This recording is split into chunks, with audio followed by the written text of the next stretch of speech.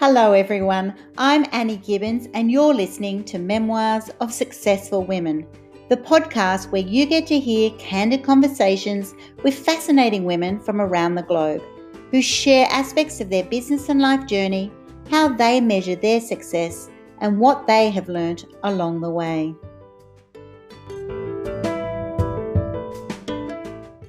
Hello and welcome to Memoirs of Successful Women. I'm here today with Jane Turner, who is an author, coach, international speaker, and the author of the best-selling book, Mindset for Authors, How to Overcome Perfectionism, Procrastination, and Self-Doubt.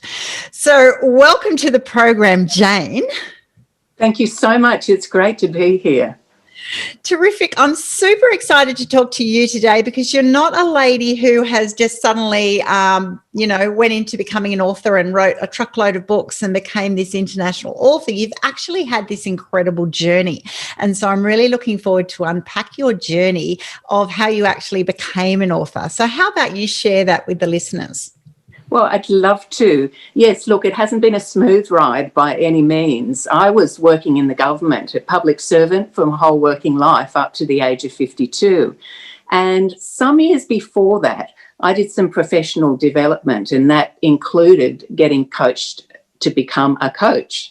And when I took that back to the workplace, I saw some amazing results for people who were prepared to be a little bit vulnerable, be prepared to get out of their comfort zone. And I saw some people really rise through the ranks so much faster than they otherwise would. And that just opened up a little bit of passion in me. And I thought, listen, when I get to a space where I'll feel comfortable to not have a fortnightly pay slip, then I may take a risk.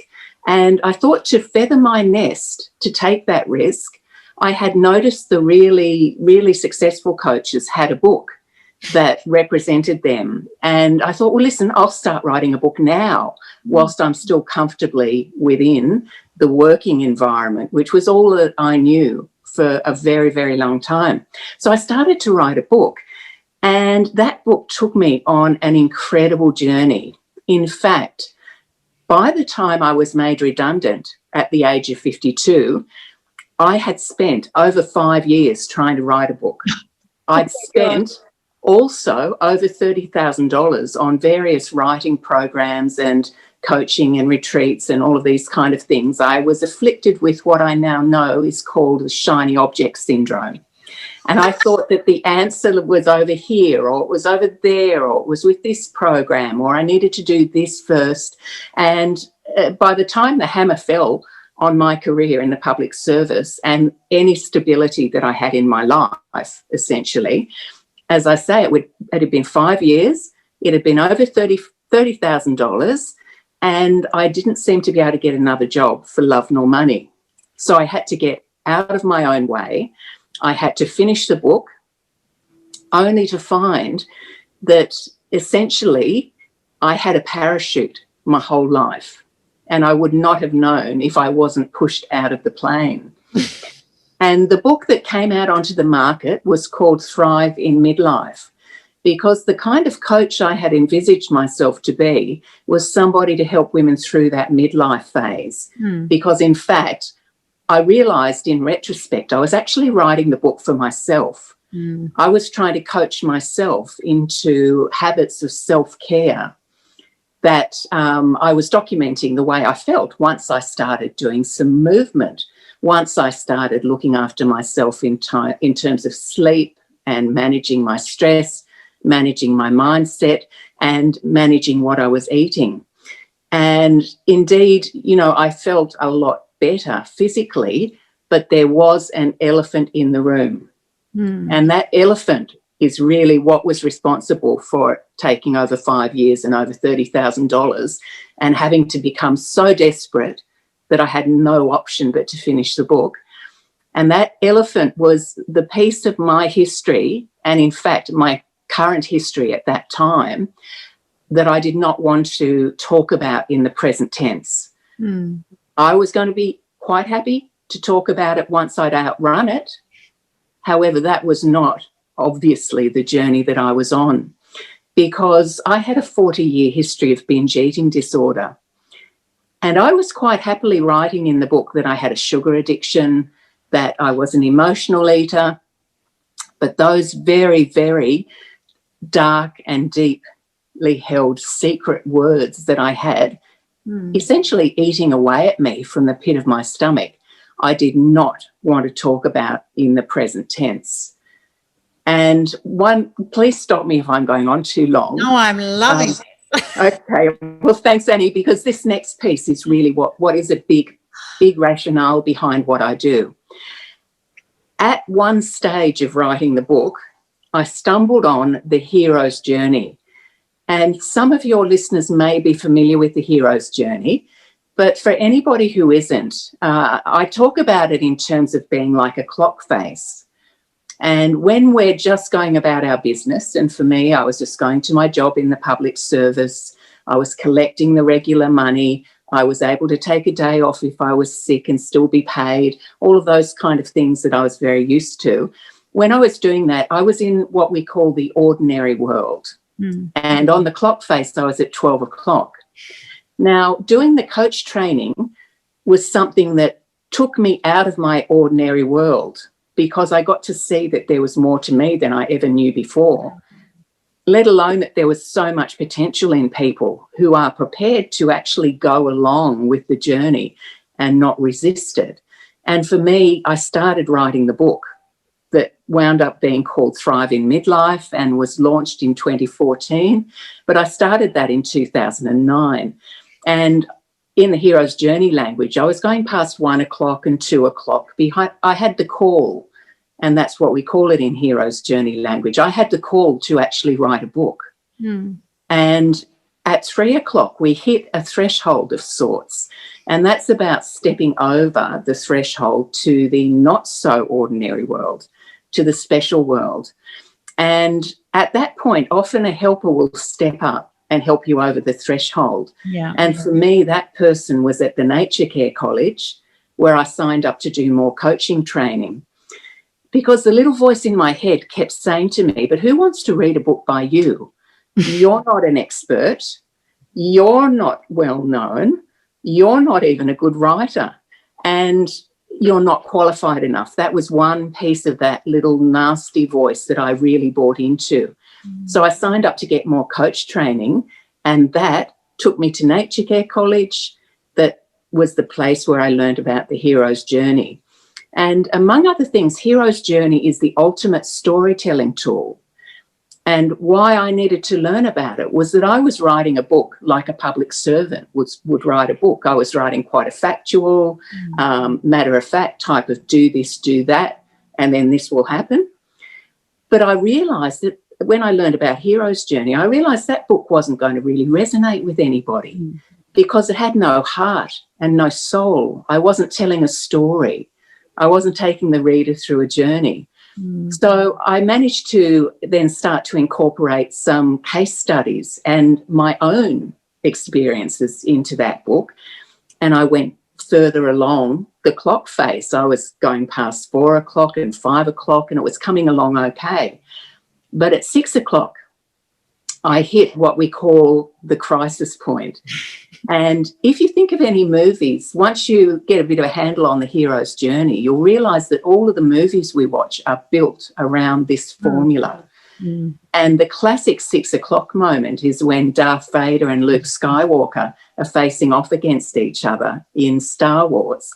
And he had to realise, Luke had to realise that Darth Vader wasn't just his father, but also the dark side of himself that he didn't want to own. And the dark side of myself was that story around the binge eating disorder, because the little voice in my head hadn't only been saying to me, who would want to read a book by you?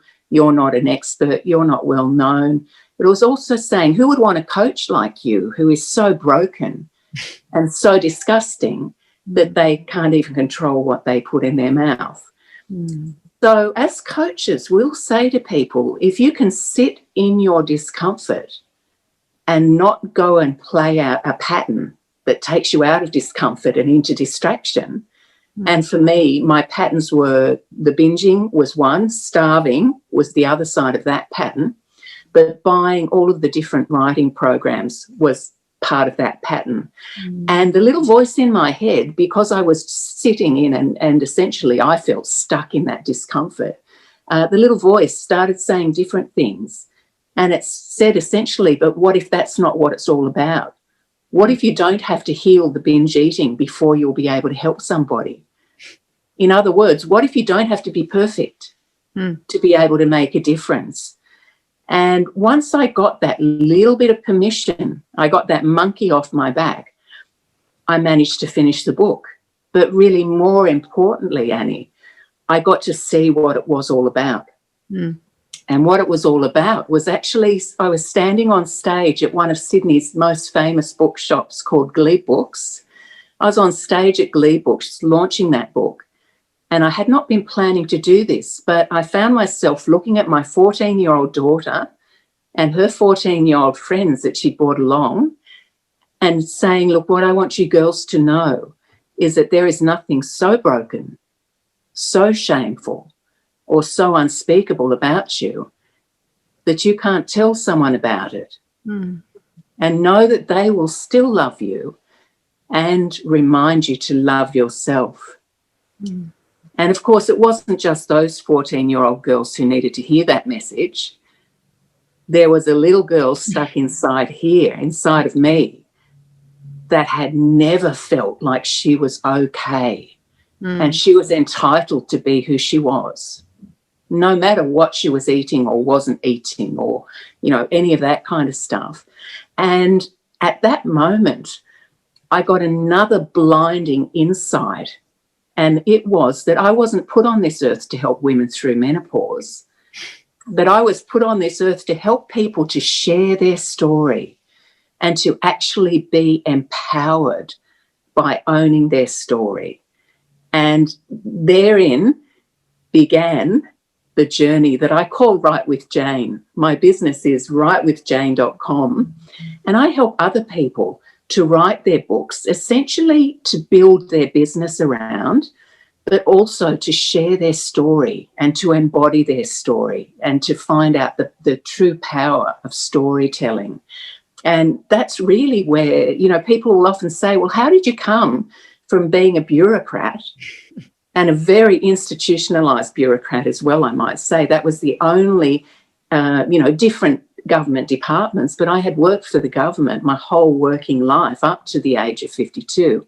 And the journey, I must say, of becoming a business person has not been quite as eye-opening as the writing of my first book, but gee, it has been quite the journey, Annie. I've been uphill and down dale and learnt so much, but had so much sense of purpose that it doesn't even seem to matter how hard it can be at times. I would never go back. You could not pay me to go back to that, and I'm doing inverted commas that people listening to a podcast can't hear, but to that sort of safe environment that I used to operate in. Yeah. What an incredible journey. Thank you so much for sharing that. Oh, I don't even know where to start, to be honest. There's so much to unpack in that story. I think, first of all, it's incredible to look back, that's right, when you were in that bureaucratic sort of lifestyle of the safety and the security in that is a world that can hold secrets. You know, if you do the same thing day in, day out, and you stay at 12 o'clock, you know, you can get the safety and the security, but you never get more. You never get, you never get to rip off the layers. And with that and exposing those, you know, most people just go, oh, that's scary and that's, you know, could be painful. And yes, it can be, but every single person that I interview and I coach and myself as an example, everyone who has done that to actually tap into their authentic self goes and says exactly what you just finished that story with. You couldn't pay me to go back, because it is that sense of freedom, that sense of knowing who you are and being comfortable in yourself and in your, you know, your imperfections, your messiness. But that is life, isn't it? You know, that's the crazy thing, that when you sit there and you look at going, oh my gosh, no one could know this secret. Like, this is this is it. And for you, it was binge eating. For me, it was that I was sexually abused as a child. For others, you know, there's so many things, and everyone will have their little cross that they bear for whatever reason. And you think it is the world. You know, imagine if someone knew this secret, right? Mm-hmm. But it is so fascinating that isn't that exactly right? Isn't that what we read about? Isn't that what we watch on television? Isn't that what we get engrossed? We get engrossed in the struggles, the trials that people, that 6 o'clock moment of what are they going to do now? It's almost like it's too late to go back, but are you going to go forward? And that's the moment that we're all on our edge of our seat going, oh dear, you know, this is full on. And then it's watching that turmoil and that discomfort and that stress. And then when you then tip onto that next level, it's like, okay, this is my journey. This is, yeah. And look, beyond the 6 o'clock point as well, there are, as we talk about in Hero's Journey language, there are rewards. And for me, there was the reward of that, you know, connection with myself and connection with my daughter. But beyond that, some truly incredible things happened, Annie. One of them was an email that landed in my inbox one day saying, you know, hi, Jane, one of our members has just read your book and recommended that we contact you to come and speak at one of our events.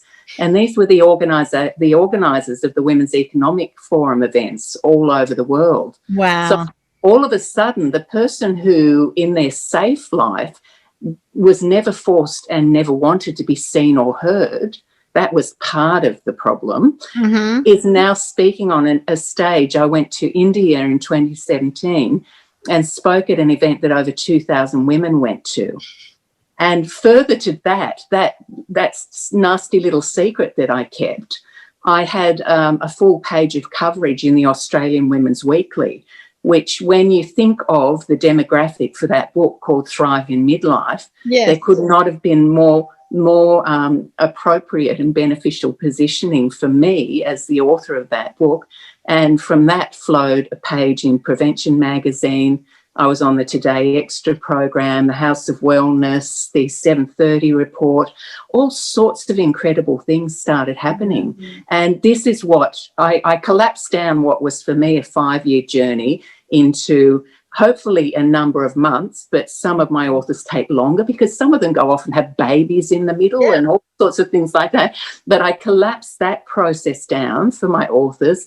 I also can automatically get my female authors onto those international stages so they don't have to wait to be found as I was. And I help them with the free publicity piece as well. So what excites me more is not so much that those great things happen to me, but that I'm able to really make that happen to other women as well. Because whilst I have some male clients, predominantly my clients are women for whatever reason. Exactly. And isn't that amazing that's right. If you went in with a mindset of, I want to write a book to be on world stages and to have all these opportunities, you know, it's not likely that'll happen because that's right. It's just content. It may or may not. But when you're least expecting it, being actually just who you are, because that resonates. There's millions of little girls around the world who then suddenly read a book and then go, oh my gosh, I connect with this lady. I've got that same secret, or I've had those same struggles, or is she actually talking to me, right? And so that's it. It's exposing yourself in that way that the most incredible opportunities do happen. And I'm so pleased that happened for you. What do you find with those people who are coming to you now as clients? Are they saying, I've always had a book in me and I just want to learn to write, or are they more about wanting to knowing actually that they're going to go on a journey like I did writing my biography? You go, it's almost like I have to go through this journey to learn and unpack myself to then be able to put it out to the world. Well, look, I find, you know, people come to me because they've been thinking they want to write a book and for whatever reason haven't been able to start, or, you know, paradoxically, the other end of that is they're not able to finish. Some will come with 95,000 words and they're lost in the words. They don't know how to structure it. But pretty much, yes, all of the people who come to me know that they are not meant to not write a book. which is not to say that everybody should be writing a book. There are those of us for whom the journey is about writing the book. And in that case, that little niggly feeling inside will never go away. So I'm taking people on the journey, and some are having big transformational moments. Not always. Sometimes they're little ones. Sometimes it doesn't happen until after. One of my authors, I should backtrack and say, one of the things I do for my authors is that I run an author showcase event at the State Library of New South Wales. One of my authors, a woman, a really competent woman, top of her game, and who has had an incredible journey as well. She was scheduled to speak. It was Saturday the 14th of November.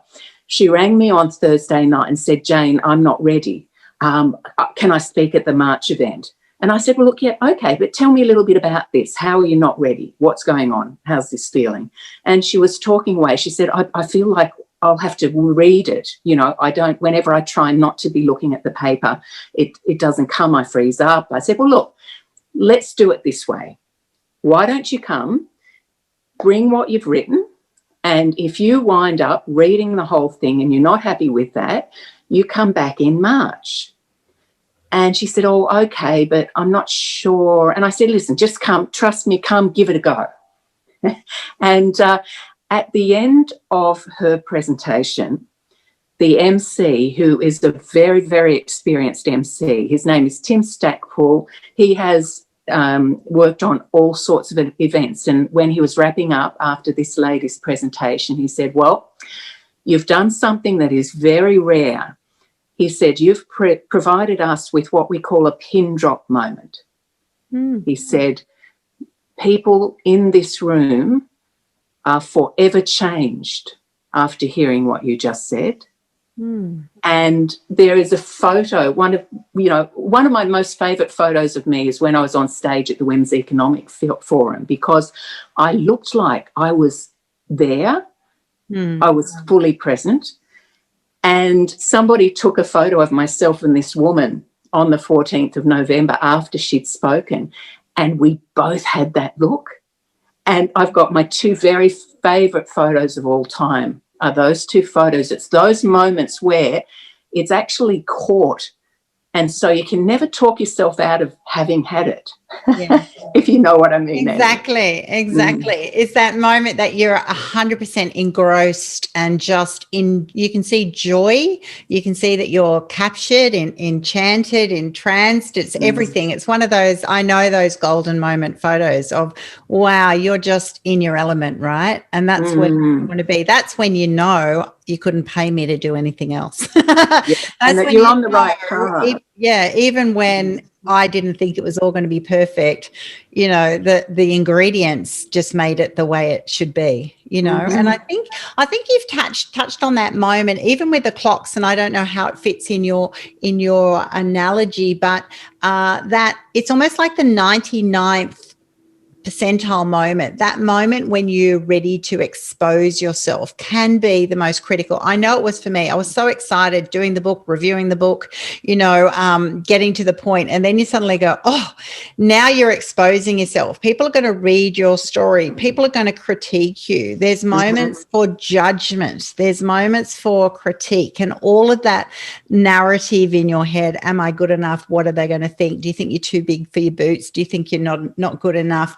Do you think, you know, anything, you know? And at the end of the day, we know very well it doesn't matter. You know, doing it for yourself and for those that you want to love and serve, and everybody else doesn't matter. But it's incredible how powerful it is. It's like this panic. And I know you talk about that procrastination, that perfectionism, that, you know, that's the moment that you can write for 5 years and go, what is stopping you from putting it out to the world, right? Yes. You've gone way past, you know, investing and spending that time. What's stopping you from saying, all right, world, here's my book. Here it is. And the universe, in my case, just took over. I lost the job. I tried really hard to get another job, couldn't get the other job, and just had to buckle down and finish the book and get out of my own way and just let things happen. Once you put the work in, if you're prepared to let things happen and not be so heavily invested in the outcome, it was like you said earlier, Annie, you know, if you write the book to get on the international stage and to do this and to do that, it's not likely to flow out in anywhere near the same level of ease. And there was one absolute moment where I used to joke, well, in the beginning, when I realised I wasn't going to run a business in the end, helping women through menopause, and I thought, oh, I've written the wrong book. What a classic. You know, I've written the wrong book. As if I hadn't been convinced already, given what had happened to me, that I hadn't written the wrong book. I needed to write that book to find out who I was. But I gave a copy of that book to one of my old school friends. She passed it on to her sister, and the sister was, had been a heroin addict pretty much as long as I'd been in the public servant. The sister had been a heroin addict. So she was actually in hospital being assessed for the potential of a liver transplant, and, you know, she was really in that sort of not great shape. And when I bumped into my friend shortly after giving her the book, she said, oh, look, I haven't read your book yet. And I said, that's okay. You know, you get around to it, and, you know, I don't need it back. It's a gift to you. And she said, oh, but I wanted to tell you how I found it, you know, and how I was touched by it. And I said, that's okay, when you're ready. And she said, well, but the strangest thing has happened, because I've given it to my sister. And I saw her last night, and I said, where's that book of Jane's? I need to get it back so I can read it. And the sister said to her, look, I've only got a few pages left, but I don't want to finish it. And my friend said, well, what's going on there? Do you think, Jane? That sounds a bit odd. And I said, no, it doesn't sound a bit odd at all. I said, I think she might be recognising that I was one of the big girls. So her sister is the older sister. I was the friend of the older sister. She was 2 years behind us in school. We went all the way through school. She looked up to us. She still looks up to us. And for her, she saw that what I put myself through, because I was scared and not prepared to be vulnerable, was no different to what she had done with heroin. And possibly for the first time in her life, she didn't feel alone and possibly didn't feel like a loser. Yeah. You know, and so I never say now that I wrote the wrong book. I say if I actually never sold a single copy of that book, it would have been worth it. Oh, I totally agree with that. And there's a couple of things there. One, I seem to find that, I don't know if it's a bit too woohoo, but I feel that books just find their way to the right person. It's kind of, well, that's the way I've found it, that it's almost like you can give it to one person. I did that. I gave it to one who then gave it to her daughter, and her daughter was deeply impacted. And I'm kind of like going, wow, it's really amazing there. And I know that feeling of, you know, my sister-in-law did that with my biography. She went, oh my gosh, honey, I've read it twice. And I went, wow, you read it twice? And she said, yeah, I read it the first time because I wanted to know about you, and then I wanted to know your story because it was an autobiography. And then she said, I wanted to then read it again to try to actually just absorb the impact of a lot of the narrative on me. And she said, so it's interesting, you know, why someone reads a book, and you know, those sorts of things happen all the time, that someone will, and that can be part of the journey, even writing it. You're writing it, as you said, that first time you're writing down content, or you're giving away your truths to help someone else. And then you're then starting to put in some scenarios. And then you realize by somewhere through the journey that, oh, I better do actually some personal sharing. And then that becomes huge. And then you find all these other things to write about, and then it's trying to pack it together. And then it's interesting too what the reader receives. You'll find that, I'm sure, that, you know, what I've thought were big moments, other people go, oh yeah, that was good. And then they'll tap into something else that I might think is quite minor, but they will go, oh, that was huge. Thank you for sharing that. You know, it's really fascinating, the whole world of writing. And it's just the value in the sharing is incredible. Yes, absolutely. Well, you're going to have to just give them another book so they can all have one. Oh, that's right. Exactly. No, there plenty of those books made their way out there, and we never know who they're helping, and, you know, who needs it when they receive it, and where it even winds up. Do you know what?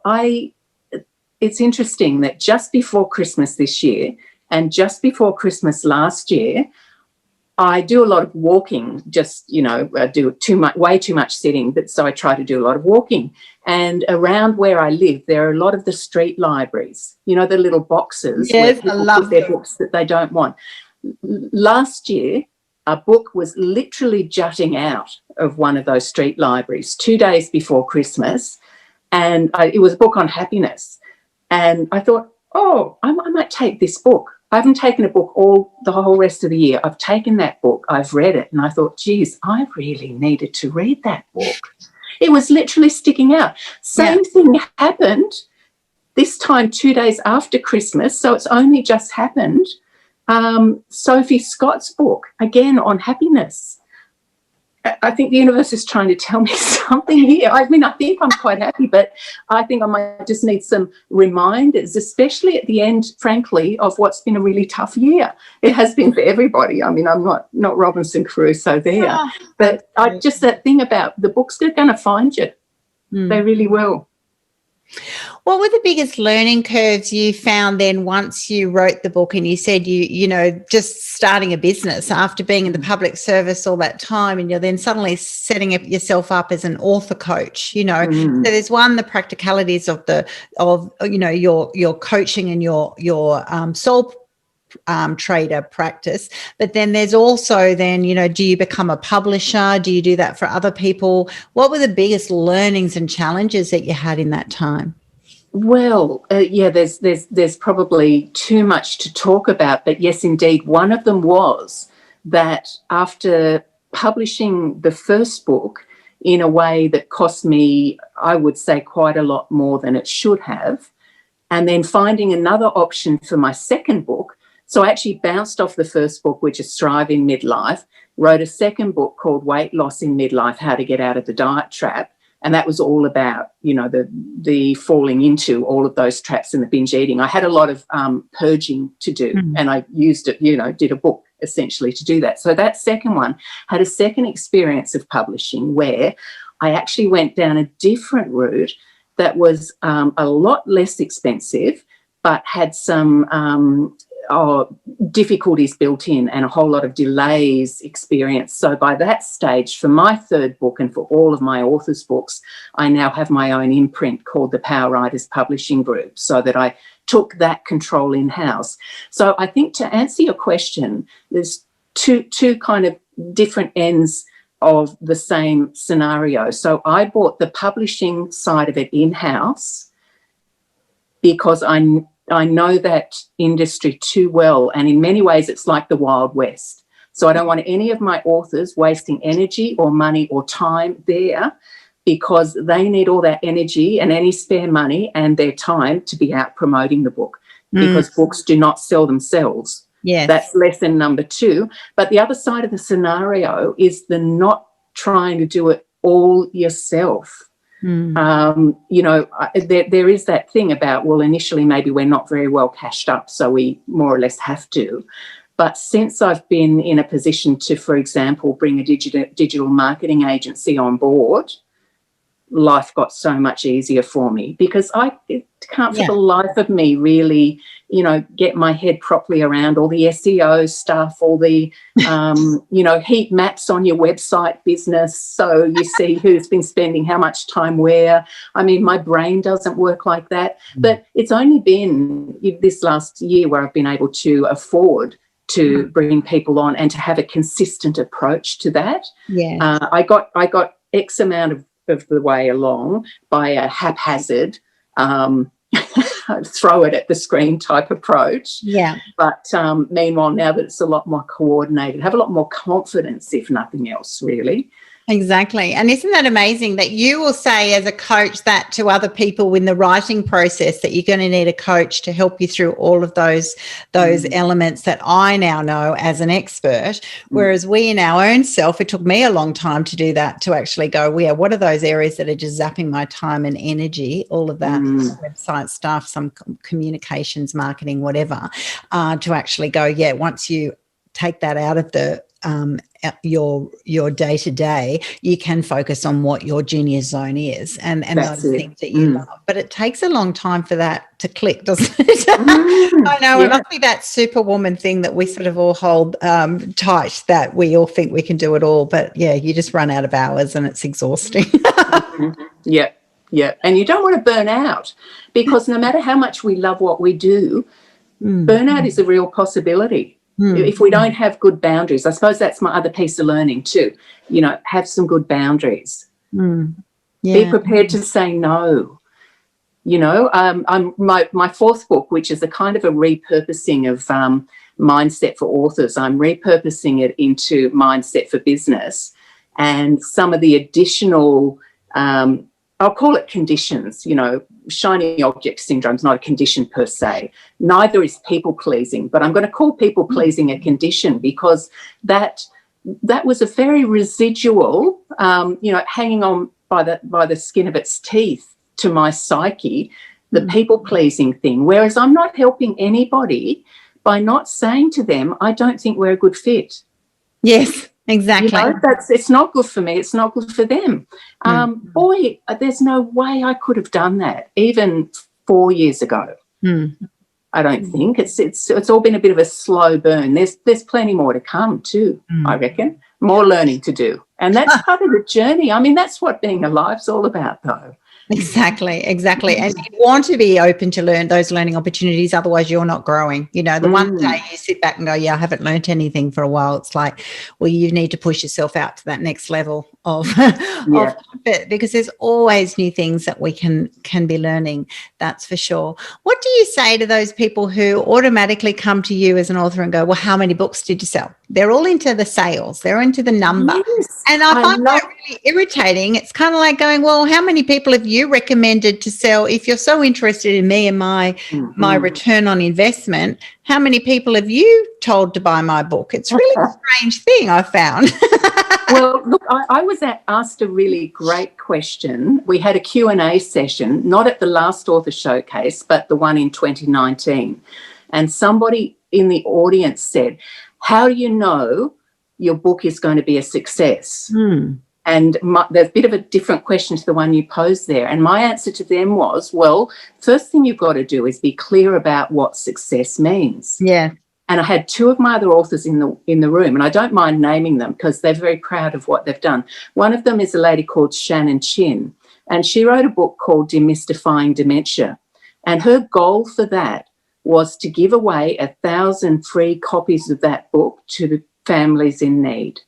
Now, Shannon is a success story. How many books has she sold? Not very many, because her aim was to give that many away. Now, as far as selling books go, of course, if you're smart with the way you lodge your book on Amazon, the categories you put it under, you've got to be smart, and you've got to be promoting the thing. Yes. They don't sell themselves. But there's another story I want to share as well. One of my other authors, Healey Quintard, she was nominated. Jill's amazing story as well. She's a 64-year-old woman, has spent her whole life in the teaching and fitness area. And she was, at the age of 53, nominated for the first time as one of the top 5 group fitness instructors in Australia in what do they call the big fitness event called Filex. Yeah. So she had started writing her book, Yoga Pilates Fusion, with me. When she found out that she was nominated, she said, can I get that book in time? I want to take copies of it with me to the event. Well, I managed to drive, she's a Northern Beaches person as well. I managed to drive a box full of books over to Jill at 3 o'clock on the day that the presentation ceremony was for the group fitness instructors, and she was able to give out copies of that book to influencers in the room. And she has since built some, not joint ventures per se, but collaborations with people in that industry because of the status of a published author, coupled with, of course, top 5 group fitness instructor. But that was her goal, was to be able to do that. Now, Jill sells a lot of her programs off the back of the book she's giving away the book a lot of the time. I give away Mindset for Authors a lot of the time as well. These are our business cards, essentially. Yes. Yes. I've noticed that a lot. That's right. You'll get top quality international speakers giving away their book, because it obviously is. It's like their business card. Get to know me, and you'll want to have more. And you'll have other people who'll go, I want to sell this book. I want to write this book and sell it and try and, become famous through it, or make a certain amount of money for it. That's right. We all measure success in different ways. I know my biography was, first of all, for me, and then to leave a family legacy, but also through my coaching program, that everyone who enrolls in that program would have my story, so that they can see how I want to be 100% raw and transparent with them as a coach. And then on the flip side, that's right, if I speak at events and other things, you could virtually, I'd love to then obviously sell books, or you get that credibility as an international speaker when you've got a book. So there's so many uses, I suppose, of a book. So that's why I started with that question to you, because it's quite fascinating. It was one of the first things that people started, I'd only had a book out for a week, and they're like, well, how many have you sold? How much have you made from it? And you kind of go, well, that's interesting. It says a lot more about them than you, right? It's about they're saying, okay, they're all into the sales and the return and the money. Whereas I find, from those who I've interviewed and coached in your world, most of them aren't in it that for the money. They're into it for a variety of other reasons, and a lot of it is that personal journey, and then being able to use that asset in a broad range of ways, right? Because as coaches, Annie, you would know that for some people it's a big step to take to sign up and be coached. And I see the book as really essentially building a bridge between you and your potential client, because they can get a sense of getting a good feel for you. Yes. I mean, I was on a women's summit the other day with a gorgeous lady, Debbie Debonair, who's in the UK. And that's because she'd read my book like 3 times, really resonated. And then she's doing other things. And all of a sudden I'm on her speaker event and bits and pieces. And it's really incredible that that's right. By reading your story, I've had so many women from around the world go, I feel like I know you, or even when you meet them for the first time, they're going, I know, we're only just meeting, but I feel that I do, because there's so much sharing, obviously, that they've read and it's sort of just, you feel like a sister, you feel connected in the type of book that I've had. And the same thing, I've got a new book coming out in February called Twins, because I had 2 sets of twins, and that was a classic thing for a different purpose, that when my twins were little, I wrote this book called Double Trouble, Double Treat. And it was more like a booklet, because who's got time to write a book when you've got 2 sets of twins in 26 months? And so I wrote this little booklet, more that I just get out all my thoughts of, oh my gosh, if anyone else is in this scenario, they've got to know what you need, what to get, what to do, whatever. So it's a funny little booklet. And then now I'm like, in my 50s going, oh my gosh, I can share my actual journey. It doesn't have to be perfect. It actually will be the funny bits, the challenging bits, the crazy bits, yes, you need certain stuff, but don't worry about, what brand, what type, find what you want. It's a fascinating, different view that you can approach a book in 2 completely different ways. And then also to the flip side of, I can now be, that's right. I did bear and raise, all these children, and you can be a twin expert in your own way, speaking about that with real authority. So it's just fascinating, and then other people will want to write a book on fishing or whatever it is. It's so interesting what drives them. And I as a reader, I love the ones that are written because they just are a great story, and they're warts and all, they're raw and interesting, and or they're actually really helpful. They're written in a way that's not authoritative and not judging. They're just sharing, and this might help you, it helped me, and then they'll go, that's really sound advice. I'll take that. Oh, well, what an incredible journey that you've had. I think it's so fascinating, and I thank you for sharing it with me today. And I love the way, because this podcast is called Memoirs of Successful Women. It's all about, what is success? And it's really interesting that you've had a long career in one role role, and it doesn't disrespect the journey that you had at that time. I'm sure you were very, very good at what you did working in the public service, but it actually has shown me today that, yeah, you know, success for you is even very different to those who are now coming to you for coaching and all of their reasons. And I think that's always a really great learning that, yeah, success in your own terms is what it's all about. So where to from here, Jane? Where to? Well, I have my 4th book is coming out. Actually, you're aiming for February. I'm aiming for February as well. So that's Mindset for Business. And that's, of course, sharing a lot of, you know, what I went through in terms of the whole shiny object syndrome thing, the old just not recognising red flags when you don't want to see them. All of those kind of things. So I'm looking forward to that. I've got my next author showcase event in March next year, and I'll have another one in October as well. So those are 2 big focuses. Those events now really anchor me in.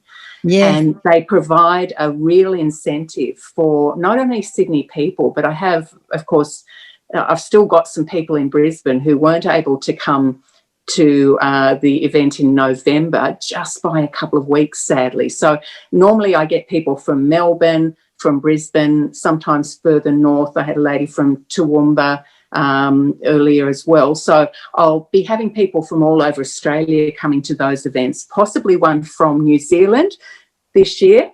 And what happened through COVID, though, was I started reaching out because of Zoom, essentially, reaching out to people in the US. So potentially, I don't see myself going to the US in 2021, but potentially in 2022, if it's safe to go, I'll be running possibly an author showcase event over there.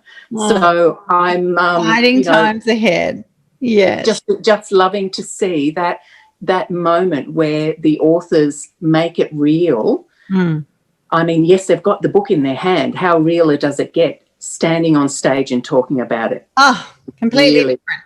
Really powerful skill set, isn't it? It's a joy to do, but only if you have the words. Someone who can have those words and put them on paper and then I can't articulate it to their audience. Oh my gosh, that's the biggest frustration and can terrify people. But that's a whole other hero's journey for public speaking. Yes, exactly. Something that we just love to do. Other people find their worst nightmare. Yeah. But it's all part of the package, isn't it? You know. Yes, indeed. Wow. Well, thank you so much for being on my program today. I wish you all the best in your future success, and I look forward to following the story of Jane Turner. Where do people find you again, Jane? How do they connect with you? Well, my website's the easiest place, and that's www.writewithjane.com. Fantastic. Writewithjane.com, everybody. Go and check out Jane if you've got a book inside you waiting to come out, or if you've got one that you've been just wallowing over for way too long and you'd love someone to just make you smile and help you put it all together, whatever your need is. Yeah, connect with Jane. She's an absolute delight, and thank you for sharing today. Thank you, Annie.